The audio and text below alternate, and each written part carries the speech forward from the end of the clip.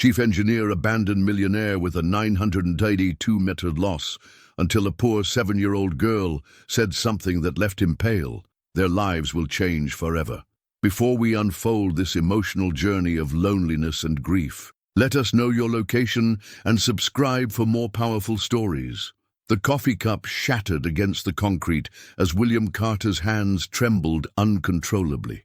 His phone displayed the devastating news that would haunt him forever. Carter Enterprises faces $982 million loss, bankruptcy imminent. 8 years building his empire from nothing, working 18-hour days, sacrificing everything for success. And now his trusted chief engineer, Marcus, had vanished like smoke, taking with him crucial project files and leaving William's company bleeding money faster than a severed artery. At 35, William had everything money could buy: a penthouse overlooking Manhattan, a collection of luxury cars, investments worth hundreds of millions. Except the one thing that mattered now: a way out of this financial nightmare that threatened to destroy everything he'd built. The October morning air felt suffocating as he sat at the small cafe kiosk outside Central Hospital, watching his empire crumble through endless emergency calls from panicked investors, furious board members, and terrified employees. "Sir, we need immediate answers about the offshore drilling project." His assistant Jennifer's voice crackled through the phone. "The insurance company is refusing to pay the claims, saying the structural failures were due to fraudulent material specifications. Without that $400 million settlement, we can't cover the legal settlements from the injured workers." William ended the call and buried his head in his hands. The cascading disasters kept multiplying.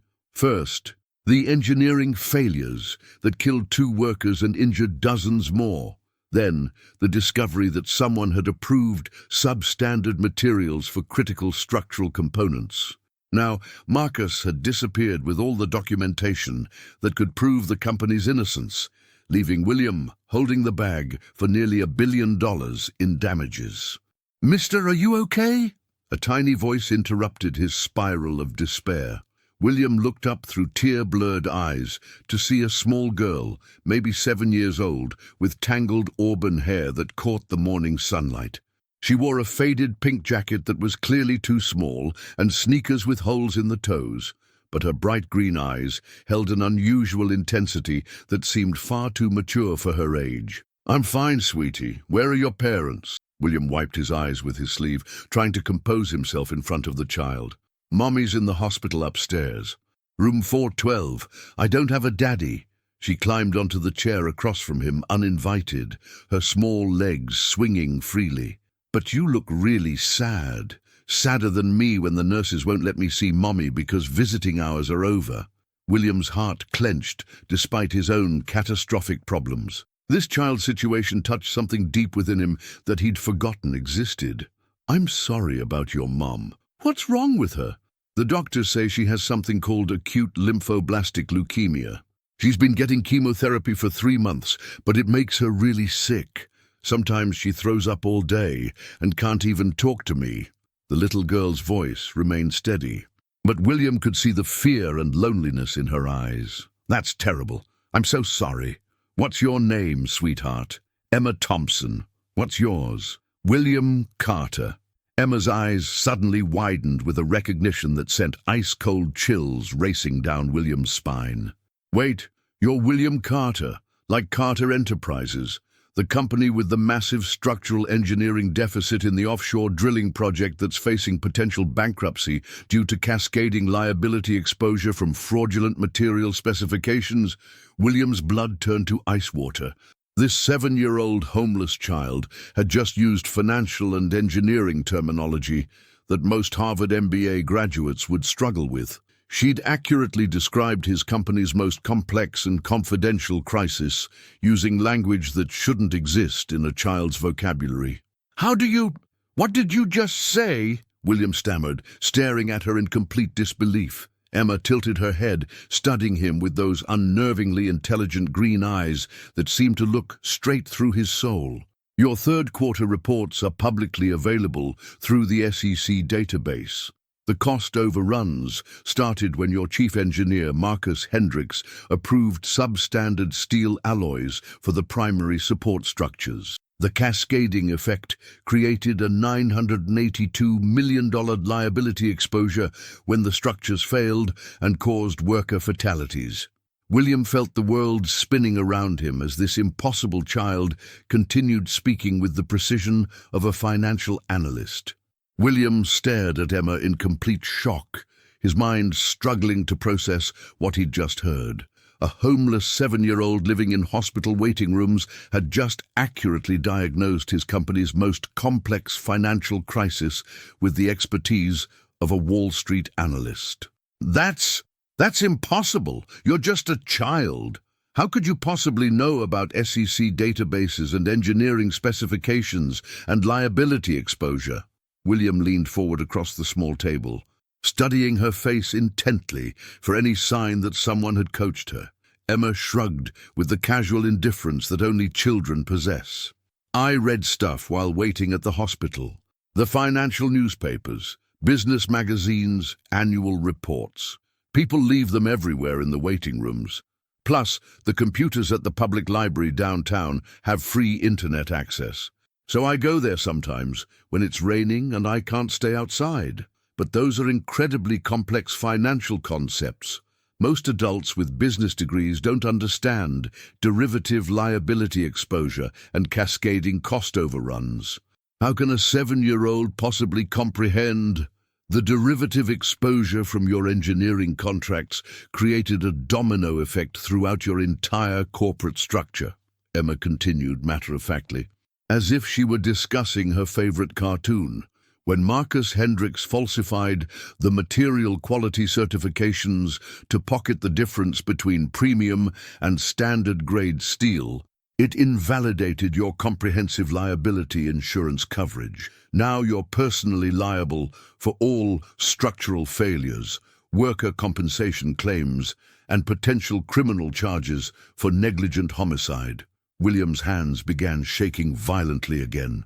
Not only did this child know about his business crisis in terrifying detail, she knew Marcus's full name and specific information about the insurance situation that hadn't been released to the public. Information that only a handful of people in his company's upper management possessed. "Who are you really?"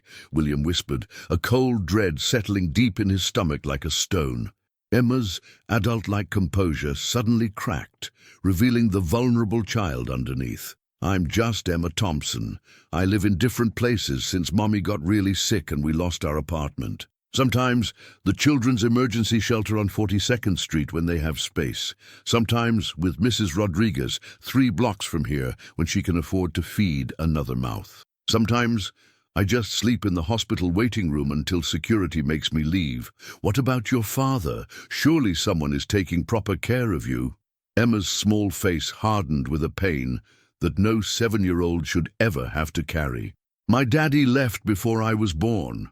Mommy said he was a really important businessman who didn't want a family messing up his perfect life. She said he told her we were just complications he didn't have time for." William felt something ice-cold grip his heart and squeeze until he could barely breathe. The timing, the unusual intelligence, those piercing green eyes that reminded him of someone he'd tried desperately to forget for 8 long years. "Emma, what's your mother's full name?" "Sarah Thompson. But she used to be Sarah Mitchell before I was born. She changed it because she said she didn't want me to have the same last name as the man who abandoned us." The cafe kiosk seemed to tilt sideways as William's worst fears crystallized into devastating reality. Sarah Mitchell, the brilliant young financial analyst he'd met at a business conference in Chicago 8 years ago. The woman who'd impressed him with her intelligence and captivated him with her laugh. The woman who'd called him 3 months later, voice trembling with emotion, telling him she was pregnant and asking if they could meet to discuss their future together. The woman he'd coldly dismissed over the phone, telling her he wasn't ready for complications in his carefully planned ascent to business success. The world stopped spinning as memories William had buried deep came flooding back like a tsunami of guilt and regret. Sarah Mitchell's desperate voice echoing in his mind. "William, please, I'm not asking you to marry me. I just need to know that you care about this baby, that you'll be part of our child's life somehow." His cruel, calculated response still haunted his dreams. "Handle it yourself, Sarah. I have a company to build and I can't afford distractions right now. Don't contact me again." Now, sitting across from him in torn sneakers and a too-small jacket, was a 7-year-old financial prodigy who might very well be his own daughter, the child he'd heartlessly abandoned before she was even born. "Emma?" William's voice cracked with emotion he couldn't control. "Tell me more about your mother's illness. How long has she been sick?" Emma's small face crumpled with worry that aged her far beyond her years. "She started getting really tired and having bruises that wouldn't go away about 6 months ago. Then she started getting fevers and couldn't eat anything. The doctors at the free clinic said she needed to go to the hospital right away for tests." William felt like he was drowning in an ocean of guilt and regret. While he'd been building his empire, acquiring companies, and accumulating wealth, the woman he'd abandoned was struggling to survive, and their child, his child, was essentially living on the streets, alone and frightened. "The treatments are really expensive," Emma continued, her voice dropping to a whisper as she fought back tears. "I heard the nurses talking when they thought I wasn't listening. They said the complete chemotherapy protocol costs about $300,000, and without insurance, they might have to stop the good medicines soon and switch to generic ones that don't work as well." William's mind reeled. $300,000. A massive fortune for most families, but practically pocket change compared to his current $982 million crisis. Yet, this relatively small amount could mean the difference between life and death for Sarah, while his hundreds of millions meant nothing if his company collapsed and destroyed thousands of jobs. "Emma, I need to ask you something very important," William said, leaning forward intently. "Do you really think you could help fix my company's problems, not just knowing what's wrong, but actually developing solutions that could save the business?" Emma straightened up in her chair, her expression becoming intensely serious and focused. "I think I could help, but first I need to ask you something important too." "What is it?" "Can you take me to the playground in Central Park? The one with the big swings and the merry-go-round?" William blinked in confusion. "What does a playground have to do with—" "I haven't been on swings in forever. Not since Mommy got too sick to take me." "Can you push me on the swings, like real daddies do with their little girls? Can you catch me at the bottom of the slide and spin me around until I get dizzy and laugh?" William's heart shattered into a million pieces as he realized what she was really asking. This brilliant, remarkable child, who could analyze complex financial structures, was still, underneath it all, just a 7-year-old girl who desperately wanted someone to play with her. Someone to make her feel safe and loved and normal. "Emma, sweetie, I promise we'll go to the playground. We'll spend the whole day there if you want, but people's jobs depend on fixing my company quickly. And your mother needs medical care that can't wait. Can you help me understand how to solve this crisis first?" Emma nodded solemnly, her expression transforming from vulnerable child to serious business consultant in a way that was both remarkable and heartbreaking. "The solution is actually more straightforward than you realize once you understand the true scope of Marcus Hendricks's criminal conspiracy.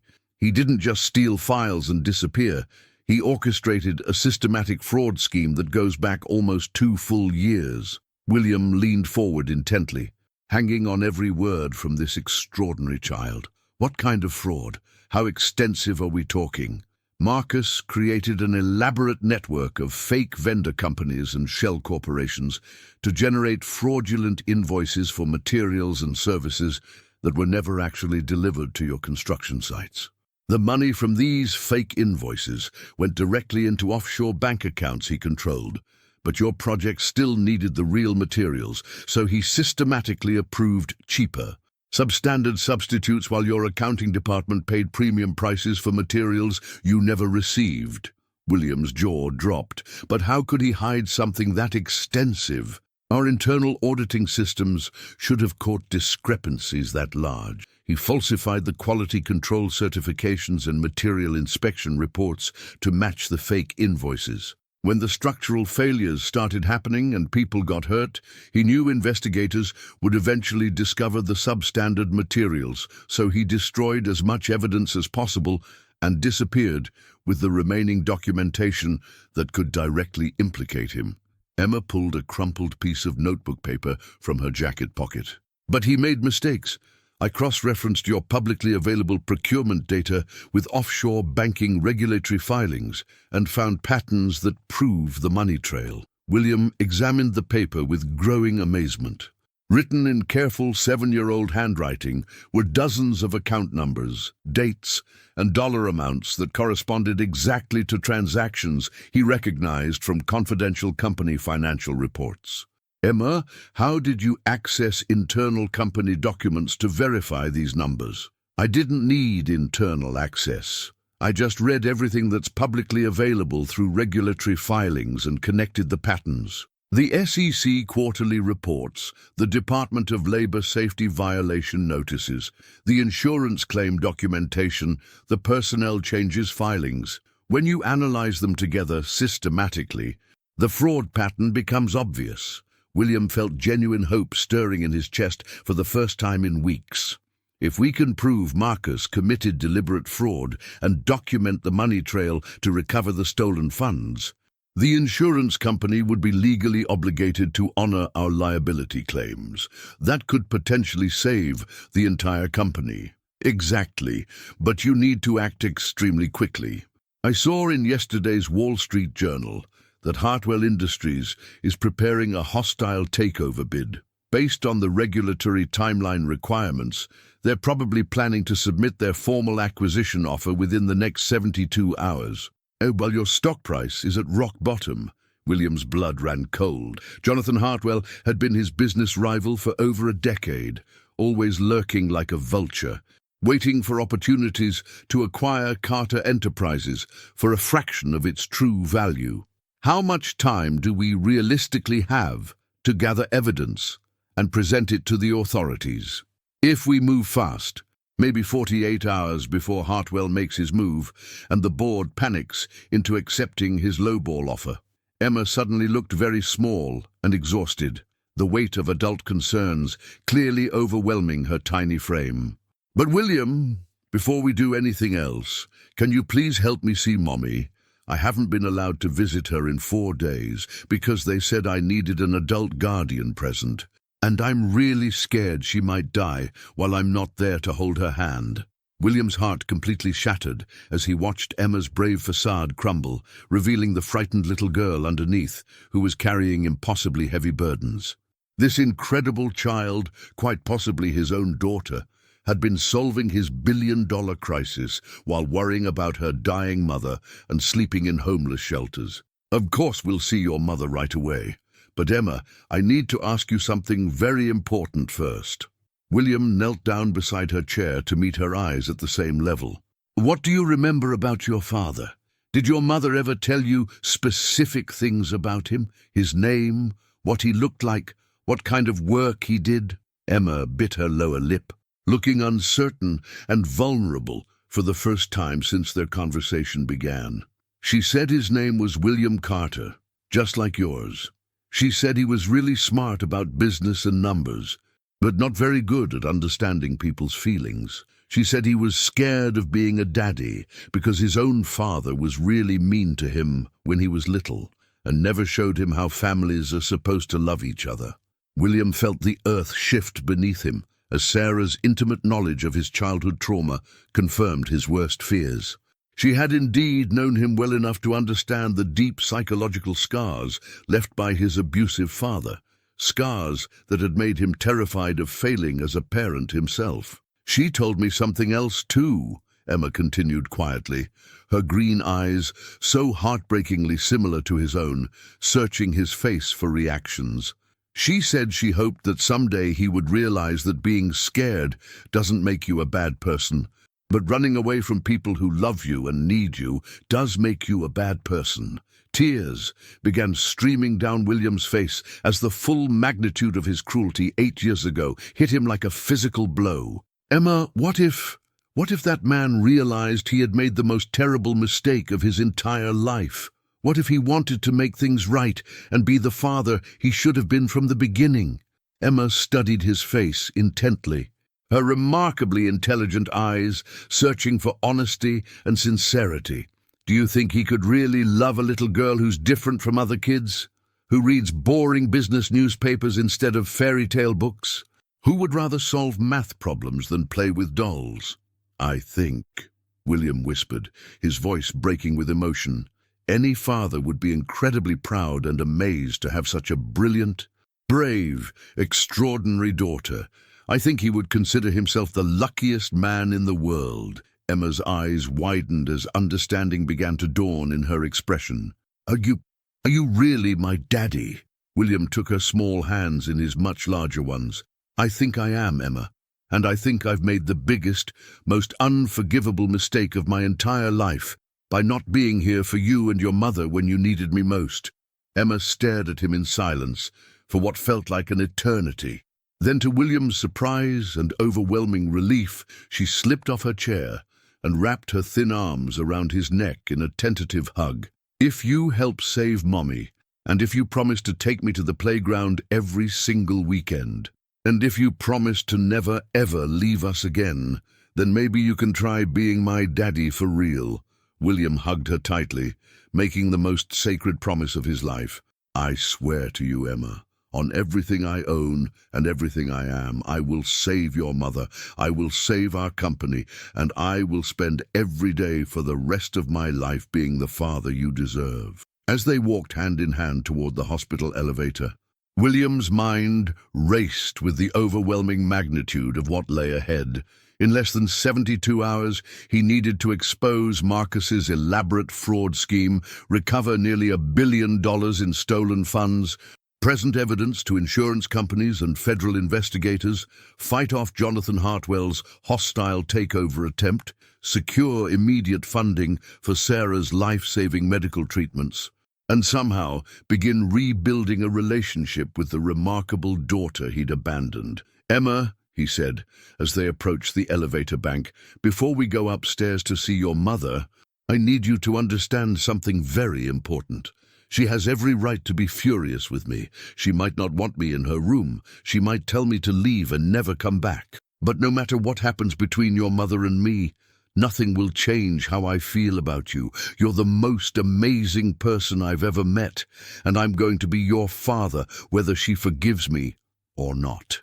Emma looked up at him with those penetrating green eyes that seemed far too wise for a 7-year-old. Are you going to run away again when things get really hard and scary? Because being a daddy is probably harder than running a company. The question hit William like a sledgehammer to the chest. Never again, Emma. I promise you, with everything I have, no matter what obstacles we face, no matter how difficult things become, I will never abandon you again. You're stuck with me for life. As the elevator carried them up to the 4th floor, William felt terror and anticipation warring in his chest.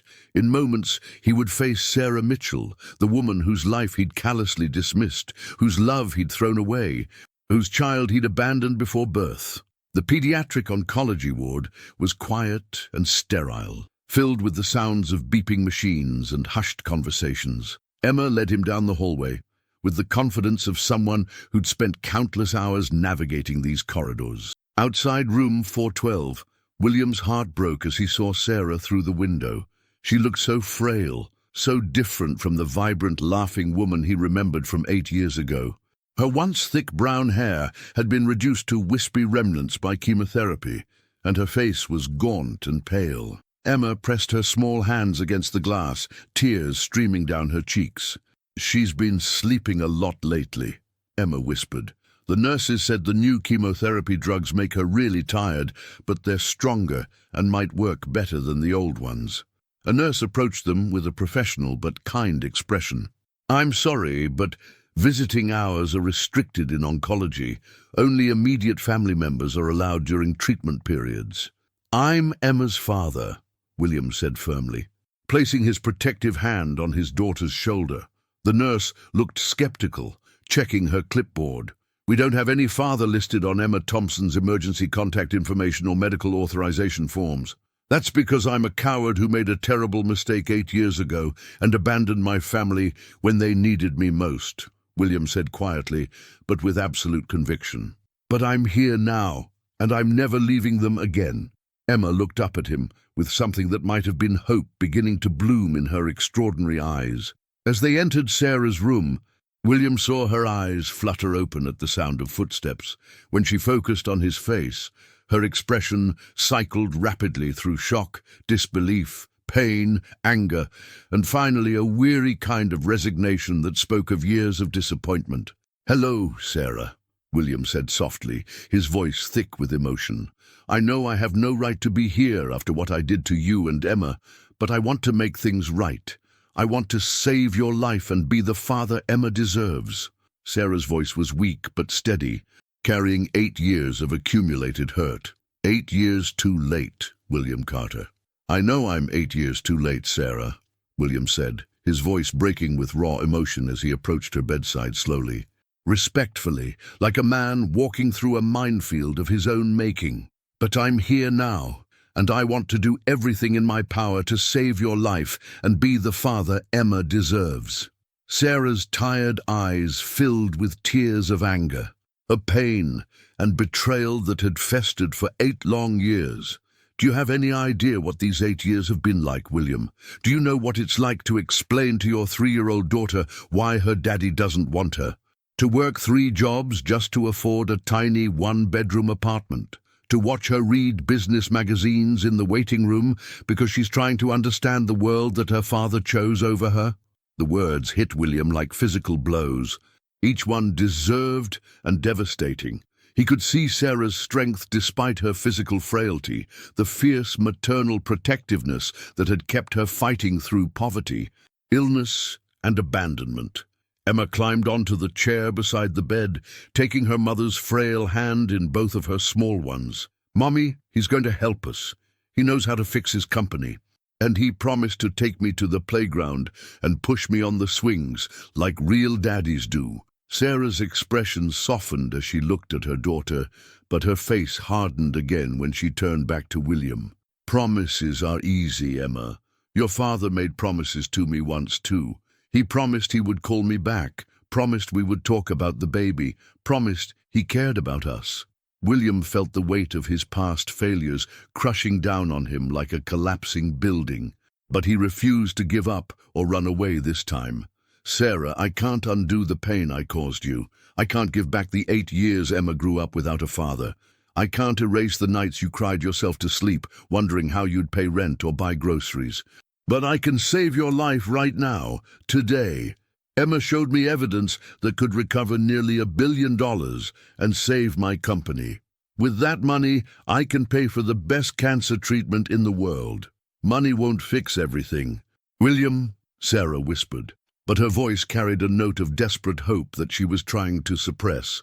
"Money won't give Emma back the bedtime stories she never had, the scraped knees you never kissed, the school plays you never attended. You're absolutely right. Money won't fix the damage I did to our family, but it can keep you alive so I have time to prove I've changed. So Emma can have her mother for many years to come, so we can try to build something real together as a family."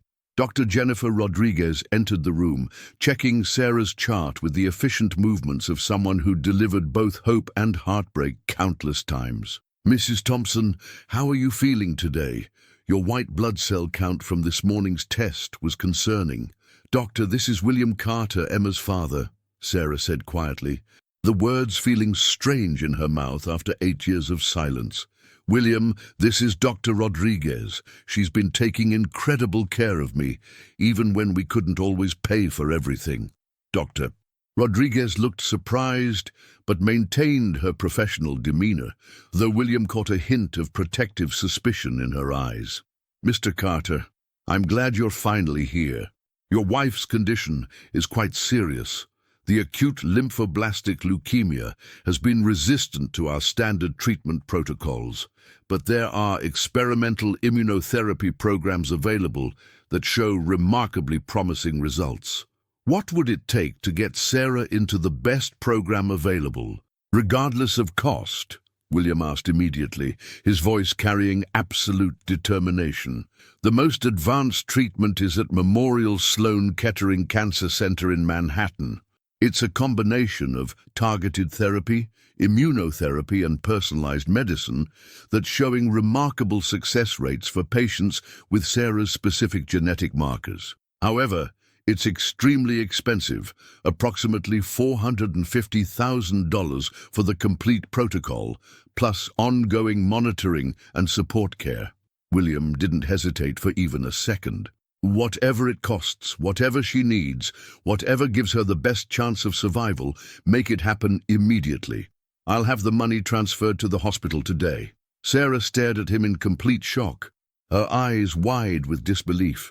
William, you said your company is facing bankruptcy and nearly $1 billion in losses. How can you possibly afford? Because Emma is the most brilliant person I've ever met, and she found evidence that's going to save my company and expose the criminals who tried to destroy it. But more importantly, because you and Emma are worth more than any company, any amount of money, any business success I could ever achieve. Emma squeezed her mother's hand with surprising strength for such a small child. Mommy, he's really smart about business stuff, just like you always told me. And he has the same green eyes as me. I think he might really be my daddy. Dr. Rodriguez smiled warmly at Emma's innocent declaration. I'll make some calls to Memorial Sloan Kettering immediately. If we can arrange immediate transfer and provide payment guarantee, we could have Mrs. Thompson admitted within 24 hours and beginning treatment by early next week. As the doctor left to make arrangements, Sarah turned to William with tears streaming down her cheeks. Why now, William? Why didn't you come back years ago when Emma was learning to walk, when she said her first words, when I needed you most?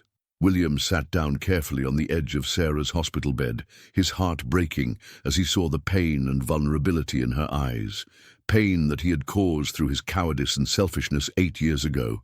Because I was a coward, Sarah. My father abandoned our family when I was 6 years old, and I grew up watching my mother struggle to survive, watching her cry herself to sleep every night, watching her work multiple jobs just to keep food on the table. I was terrified of failing Emma the way my father failed me. I convinced myself that she was better off without a father who might hurt her than with one who could destroy her life through weakness or failure. Sarah's expression softened slightly, understanding beginning to replace some of the anger in her eyes. But that wasn't your decision to make alone, William. I never asked you to be perfect.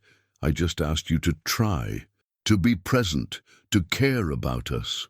You're absolutely right, and I'll regret that selfish choice for the rest of my life. But I'm here now, and I'm going to fight for both of you with everything I have, everything I am. Emma looked between her parents with hope and uncertainty flickering in her remarkable green eyes. Does this mean we might be a real family someday? Like the families I see at the playground?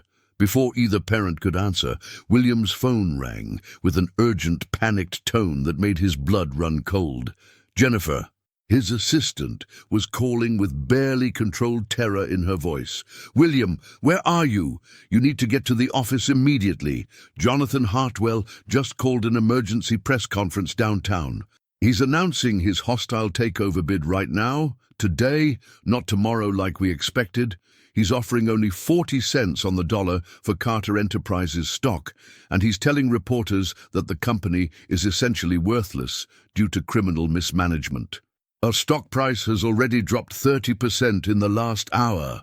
William felt the world spinning as his worst nightmare accelerated beyond control. What's the board saying? Are they panicking? They're in emergency session right now, and several members are saying we should accept Hartwell's offer before the stock becomes completely worthless.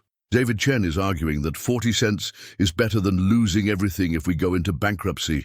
They want to vote in 90 minutes. William's hands began shaking as the timeline collapsed around him. Tell the board I'll be there in 1 hour with evidence that will completely change their perspective on this situation.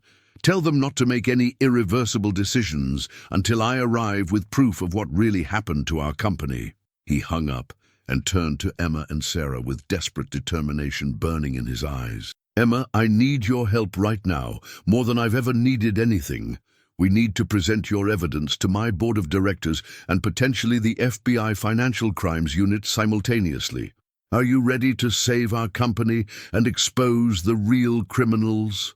Emma nodded solemnly, her small face showing remarkable courage and determination. I already organized all the documents we need in chronological order with supporting cross-references. But Daddy, she paused, testing the word carefully on her tongue. I'm scared. What if the bad men try to hurt us for telling the truth about what they did? Sarah struggled to sit up straighter in bed, maternal protectiveness overriding her physical weakness and exhaustion. William, if you're putting Emma in any kind of danger by involving her in this, I'll protect her with my life. Sarah, but she's the only person who can prove Marcus committed systematic fraud and that there are other people involved in this conspiracy. Without her evidence, Hartwell will destroy everything we've built. Thousands of innocent people will lose their jobs and their families' security, and we'll lose any chance of paying for your treatment or building a life together. Doctor Rodriguez returned with a mixture of good news and urgent concern written across her face. I spoke directly to Dr. Patricia Wong at Memorial Sloan Kettering. They can admit Sarah tomorrow morning if we can guarantee immediate payment and provide complete medical records. However, Sarah's white blood cell count has dropped dangerously low in the past 2 hours. We need to start emergency stabilization treatment immediately, or she may not be strong enough for transfer. How serious is this? William asked, his voice tight with fear and barely controlled panic. If we can get her stabilized over the next 12 hours, she'll be strong enough for transfer and treatment tomorrow. But if her condition deteriorates further, Dr. Rodriguez's expression communicated what her professional training prevented her from saying directly. Emma looked between her parents with understanding that was far too mature for a 7-year-old child. Daddy, you have to go save the company and all those people's jobs. I'll stay here with Mommy and make sure the nurses give her the right medicines at the right times. I know her treatment schedule better than anyone. Emma, I can't possibly leave you alone here while your mother is so sick. I've been taking care of Mommy for 3 months while she's been in the hospital. I know all her medicines. When the nurses need to check her vital signs, what foods she can eat, and how to call for help if something goes wrong. You have to go prove that Marcus and the other bad people stole money and hurt workers. Too many families are depending on you. Sarah reached for William's hand, her grip surprisingly strong, despite her condition. Go, William. Emma's right. This affects thousands of families. Not just ours, but promise me you'll come back. Promise me you won't disappear again when things get complicated and scary. William squeezed both their hands, making the most important vow of his life. I swear to both of you, I'll be back in 3 hours. And when I return, we're going to start building the family we should have been all along. The Carter Enterprises boardroom buzzed with barely controlled panic and desperate conversations as William burst through the mahogany doors. Emma's meticulously organized evidence folder clutched tightly in his hands. The 12 board members sat rigidly around the massive conference table, their faces grave with the weight of impending corporate disaster and personal financial ruin. At the head of the table, Jonathan Hartwell sat with predatory smugness, his calculating smile widening with cruel satisfaction as William entered. "Ah, William," Hartwell drawled mockingly, his voice dripping with false sympathy and barely concealed triumph. "Perfect timing, as always. I was just explaining to your distinguished board members how my generous acquisition offer of 40 cents per dollar represents their absolute best opportunity to salvage something meaningful from this complete financial catastrophe before your company collapses entirely and becomes completely worthless. The only catastrophe here, Jonathan, is your premature celebration and criminal arrogance, William replied, his voice steady and controlled, despite the adrenaline coursing through his veins like electricity. Ladies and gentlemen, before you make any irreversible decisions that you'll regret for the rest of your lives, I have concrete evidence that will completely exonerate Carter Enterprises and expose the real criminals behind our recent problems. Board Chairman Robert Steinberg looked deeply skeptical, his weathered face showing the strain of weeks of crisis management. William, we've reviewed this situation exhaustively with our best legal and financial advisors. Marcus Hendricks disappeared with crucial evidence. Your insurance claims have been categorically denied, and you're facing nearly $1 billion in liability that could destroy us all. What possible evidence could fundamentally change these established facts? William opened Emma's folder and began distributing copies of her meticulously organized documents, each page numbered and cross-referenced with supporting data. These records provide absolute proof that Marcus Hendricks orchestrated a systematic fraud scheme spanning nearly 2 years, stealing millions of dollars, while deliberately approving substandard materials that directly led to the structural failures and worker fatalities. Hartwell laughed dismissively, but William detected a note of nervous tension beneath his confident facade. Where exactly did you obtain these alleged documents, William? From your imaginary legal team? The FBI has already conducted a thorough investigation into your claims and found completely insufficient evidence to pursue any criminal charges against Hendricks or anyone else. The FBI investigation was incomplete and flawed because they didn't have access to the complete pattern of offshore financial transactions and corporate shell companies, William replied with growing confidence. Emma Thompson, a 7-year-old financial prodigy with an extraordinary gift for pattern recognition, analyzed publicly available data that seasoned investigators overlooked and uncovered the money trail that everyone else missed. The boardroom fell into stunned silence, broken only by the sound of papers rustling as members examined the evidence. Several exchanged incredulous glances, unsure whether to laugh or take the claim seriously. Did you just say that a 7-year-old child solved your billion-dollar crisis? Asked board member Patricia Wells, her voice mixing skepticism with desperate hope. William, I understand you're desperate and grasping for solutions, but surely you can't expect us to believe that a child succeeded where trained forensic accountants failed. Look at the evidence carefully before you dismiss it based on its source, William interrupted firmly. Every account number, every transaction date, every material specification discrepancy, every shell company registration is thoroughly documented here. Emma cross-referenced SEC filings, Department of Labor safety reports, insurance claim documents, and international banking regulatory submissions to reveal a pattern of fraud that sophisticated forensic accountants missed because they weren't looking at the complete picture. Hartwell stood up abruptly, his confident demeanor beginning to crack around the edges as he realized the potential implications. This is completely ridiculous and a waste of everyone's valuable time. You're delaying crucial decisions with fairy tales while your company continues bleeding money every hour. Then explain this specific transaction, Jonathan, William said calmly, pointing to a highlighted document. This offshore account in the Cayman Islands received exactly $2.3 million on the same date that Carter Enterprises paid for premium steel alloys that were never delivered to any of our construction sites. The account is registered to a shell corporation called Meridian Holdings, with Marcus Hendricks listed as the primary signatory and beneficiary. The board members leaned forward intently, studying the documents with growing amazement and dawning comprehension. And here, William continued methodically, banking records show 17 separate transactions totaling $47 million over 18 months, each one corresponding perfectly to fake material orders that Marcus approved, while systematically substituting inferior products that compromise structural integrity. Board member David Chen looked up from the documents with genuine astonishment written across his face.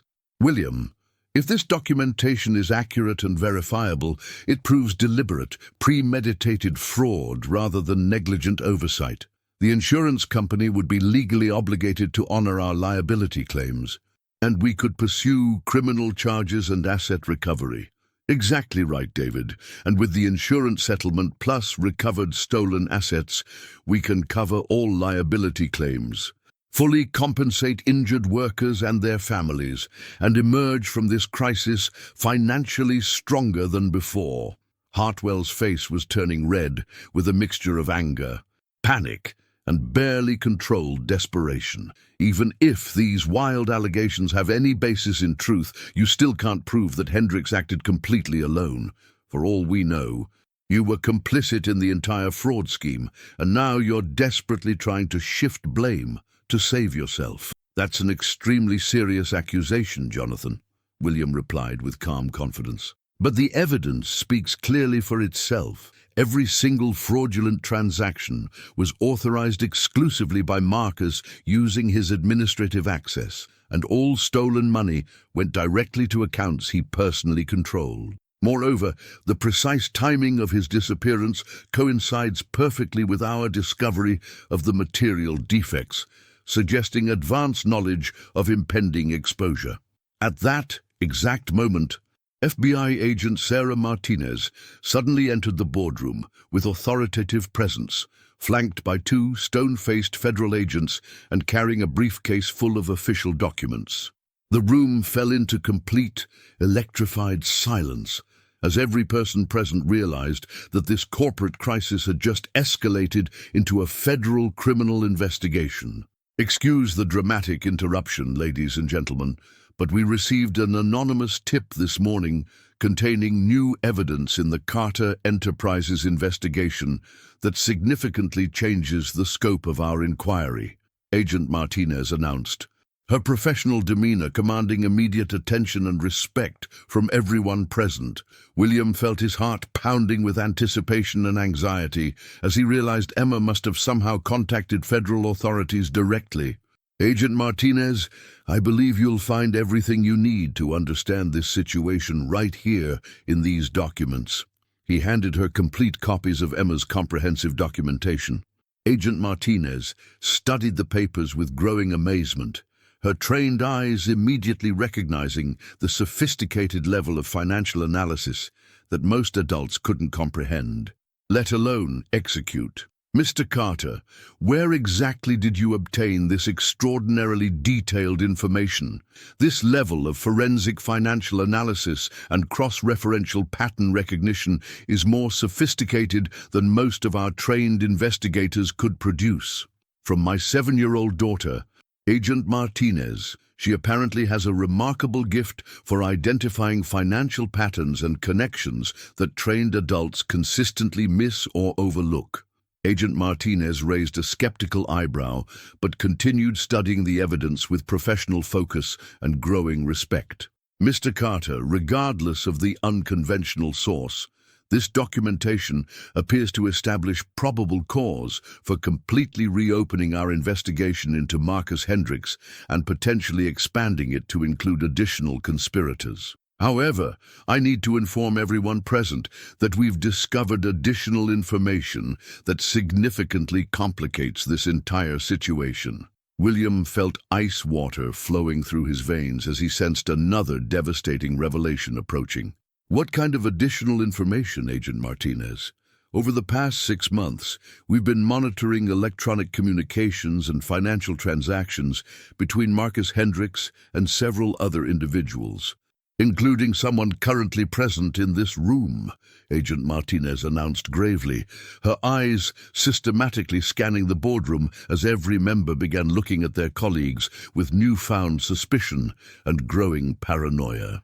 The boardroom erupted in shocked murmurs, nervous glances, and whispered accusations as each member studied their longtime associates with sudden distrust. Furthermore, Agent Martinez continued with devastating calm, Our investigation has revealed compelling evidence suggesting that the hostile takeover attempt by Hartwell Industries may be directly connected to the original fraud scheme itself, representing a coordinated effort to artificially depress Carter Enterprises' stock value for illegal acquisition purposes. Jonathan Hartwell's face went completely pale, the color draining from his features as if someone had opened a valve. That's absolutely ridiculous and completely unfounded. I had absolutely nothing to do with any fraud scheme. I'm simply making a legitimate business acquisition offer based on current market conditions. Mr. Hartwell, Agent Martinez replied with cold professionalism. We have recorded phone conversations between you and Marcus Hendricks dating back approximately 8 months, discussing detailed strategies to artificially depress Carter Enterprises' stock value through manufactured financial crises and engineered structural problems. William stared in complete shock as the full scope of the conspiracy began unfolding before his eyes like a nightmare becoming reality. Jonathan, you orchestrated this entire disaster. You convinced Marcus to sabotage my company, to compromise worker safety just so you could acquire it for pennies on the dollar. The recorded conversations clearly indicate that Mr. Hartwell promised Marcus a senior executive position in the merged company in exchange for creating systematic financial instability and operational problems at Carter Enterprises, Agent Martinez explained methodically. However, when the deliberate structural failures resulted in actual worker fatalities, the conspiracy evolved from corporate espionage into something much more serious, potential charges of criminally negligent homicide. Hartwell jumped to his feet desperately, his composure completely shattered and his carefully constructed facade crumbling. I never intended for anyone to get hurt. The original plan was simply to create cost overruns and financial pressure, not to use actually defective materials that would cause catastrophic structural collapse. So you openly admit to conspiracy to commit fraud and racketeering? Agent Martinez asked with calm precision, allowing Hartwell to incriminate himself completely. William realized with stunning clarity that Hartwell had just confessed to the entire criminal scheme in front of 12 witnesses and federal agents. Jonathan, you destroyed innocent people's lives for money and power. 2 workers died because of your greed and ambition. I didn't know Marcus would actually use substandard materials. I thought he was just inflating costs and skimming profits from inflated invoices. Hartwell was now visibly panicking as he realized the catastrophic legal implications of his spontaneous confession. Agent Martinez signaled to her colleagues, who moved with practiced efficiency to flank Hartwell on both sides. Jonathan Hartwell, you are under arrest for conspiracy to commit fraud, racketeering, wire fraud, and accessory to criminally negligent homicide in connection with the deaths of 2 construction workers. As federal agents handcuffed Hartwell and read him his constitutional rights, William felt a mixture of vindication, sadness, and relief. His longtime business rival had destroyed himself through unchecked greed, jealousy, and criminal ambition. Mr. Carter, Agent Martinez said with professional satisfaction, based on this comprehensive evidence and Mr. Hartwell's recorded confession, we will be immediately recommending that all insurance companies honor your liability claims, that all criminal charges against Carter Enterprises be permanently dropped, and that federal prosecutors pursue full asset forfeiture to recover stolen funds for victim compensation. Board Chairman Robert Steinberg looked around the room in complete amazement, still struggling to process the dramatic reversal of fortune. William, your 7-year-old daughter just saved our company, exposed a criminal conspiracy, and prevented a hostile takeover that could have destroyed thousands of jobs and countless families. How did a child accomplish what trained investigators, forensic accountants, and experienced attorneys completely missed? Because she approached the data without preconceptions, adult biases, or predetermined conclusions, William replied with infinite pride in his remarkable daughter. She simply followed the patterns wherever they logically led, connected dots that adults overlooked, and saw the complete picture that everyone else missed because they were focusing on individual pieces. Patricia Wells smiled genuinely for the first time in weeks, relief and admiration evident in her expression. I move that we immediately and unanimously reject Hartwell's fraudulent acquisition offer and authorize William to proceed with insurance recovery, asset reclamation, and complete company stabilization. Enthusiastically seconded, called David Chen with obvious relief. All in favor of William's vindication and our company's recovery? Steinberg asked formally. Every single hand in the room shot up unanimously, creating a moment of unity and hope after weeks of fear and uncertainty. William felt overwhelming relief wash over him like a cleansing tide, but his thoughts immediately turned to Sarah and Emma, waiting at the hospital. Thank you all for your support and faith during this crisis. Now, if you'll excuse me, I have a family to take care of and a promise to keep to my daughter. As William rushed back toward the hospital, his phone rang with urgent news from Jennifer. William, the insurance company, just called with incredible news. They're expediting a $420 million settlement payment that will be deposited in our company accounts by tomorrow morning. Additionally, the FBI has frozen Hartwell's assets, and we should recover most of the stolen funds within 60 days. That's fantastic news for everyone, Jennifer, and please arrange an immediate $500,000 transfer to Memorial Sloan Kettering Hospital for my wife's cancer treatment.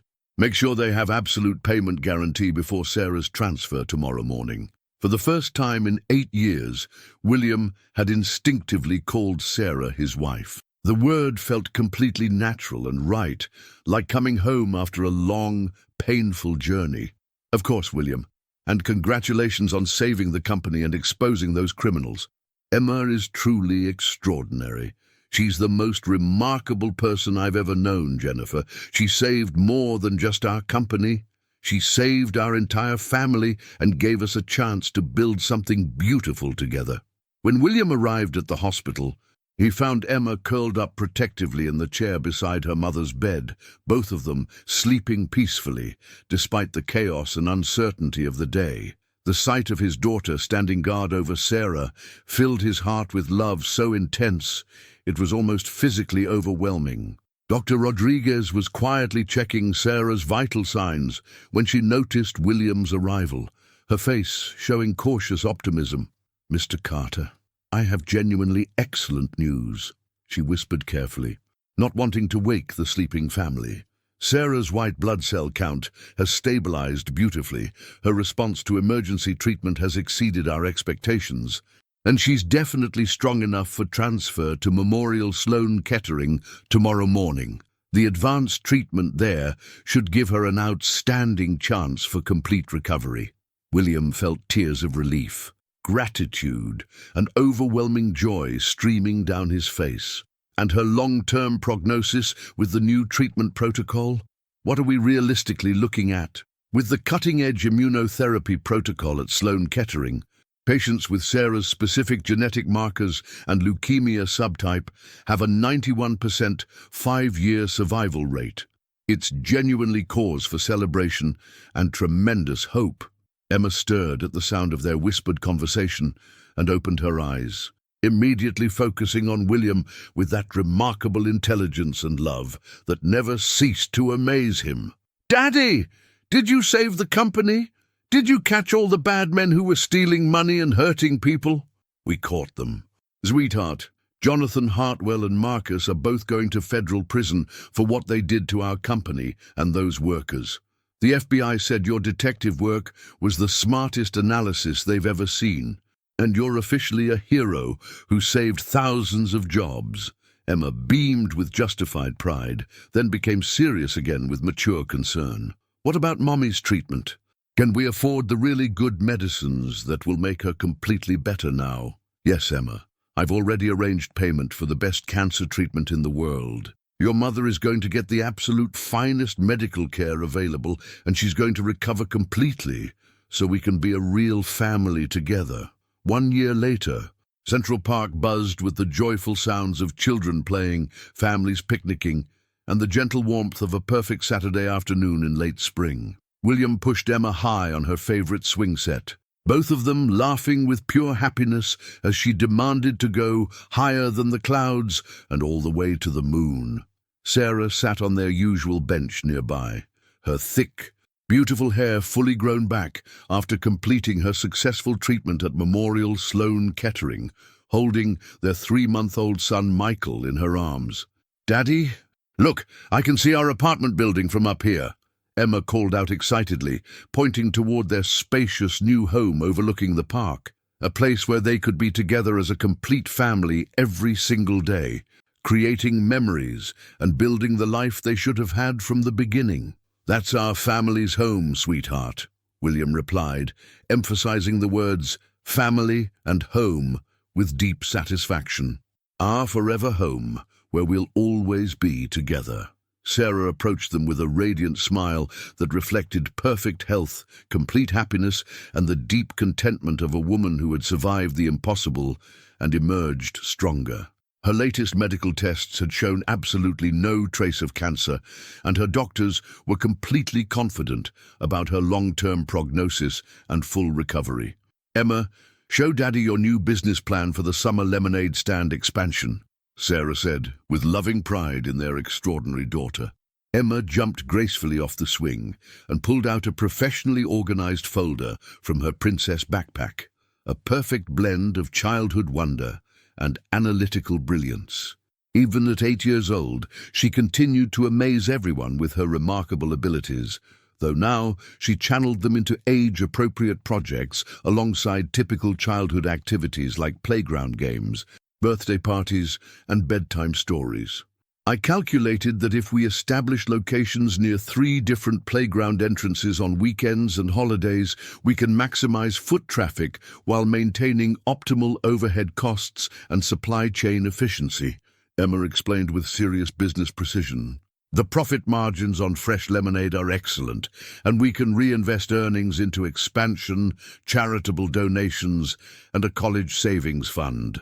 William laughed with pure joy and swept Emma into his arms, spinning her around until she squealed with delight. "You're going to be running your own Fortune 500 company before you turn 18, sweetheart.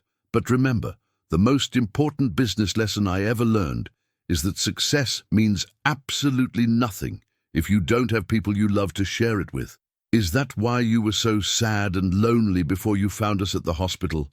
Emma asked with the direct, honest curiosity that only children possess.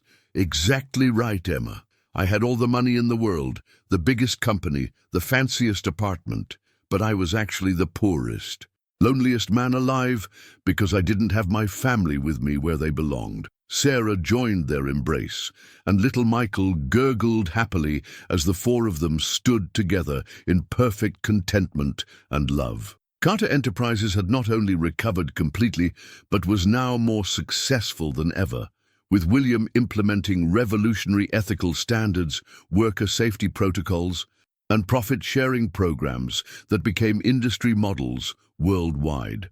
Marcus Hendricks and Jonathan Hartwell were both serving lengthy federal prison sentences, and the construction workers' families had received substantial compensation settlements that secured their futures.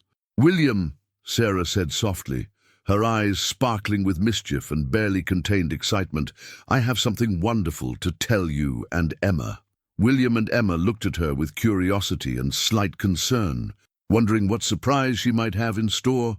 "I went to Dr. Rodriguez yesterday for my regular checkup and—" Sarah paused dramatically, building suspense while baby Michael cooed contentedly. "Everything is still absolutely perfect with my health, but there's something else exciting. Emma, how would you feel about having another little brother or sister in addition to Michael?" Emma's eyes went wide with pure excitement and unbridled joy. "Really, Mommy? Really, truly, another baby?" Sarah nodded, tears of happiness streaming down her face. "Really, truly. We're going to have another baby next spring, and this time Your daddy's going to be here from the very first moment to help take care of everyone. Emma began jumping up and down with explosive excitement. I'm going to be the best big sister ever. I'm going to teach both babies about business and numbers and playgrounds and swings and everything important. William felt his knees go weak with overwhelming emotion. Gratitude and love so intense he could barely remain standing. Sarah, I can't believe how incredibly blessed and fortunate I am. 2 years ago, I thought I'd lost everything that mattered. Now I have everything that's truly important in life. Daddy, Emma said with sudden seriousness, when the new baby comes, will you still have time to take me to the playground every Saturday? Will you still push me on the swings and catch me at the bottom of the slide? Every single Saturday for the rest of your life, sweetheart. That's a sacred promise from a father who finally learned what's truly important and will never forget that lesson again. As they walked home together through Central Park, William reflected on the incredible, miraculous journey that had brought them to this moment of perfect happiness. A chance encounter with a remarkable 7-year-old at a hospital coffee shop had saved his company, exposed criminal conspirators, reunited his family, and taught him the most valuable lesson possible. True success isn't measured in dollars, stock prices, or business achievements, but in the love, trust, and happiness of the people who matter most. Emma skipped ahead of them, already making elaborate plans for her expanding role as big sister and future CEO of Thompson Carter Family Enterprises. Sarah walked beside William, her hand in his, both of them watching their extraordinary daughter with infinite pride, amazement, and love. She's going to change the world someday, Sarah said softly, watching Emma's animated planning session. She already changed mine completely, William replied, with absolute certainty. She saved my life, my soul, and my family in every way that truly matters. As they reached their building, Emma turned back to them with that brilliant, loving smile that had first captured William's heart and changed his life forever. Daddy, Mommy, I love our family so much. I love that we're all together now and forever. Forever and always, Emma, William promised with complete conviction. We're together forever now, and nothing will ever separate us again. And for the first time in his entire life, William Carter truly understood the real meaning of wealth, success, and happiness.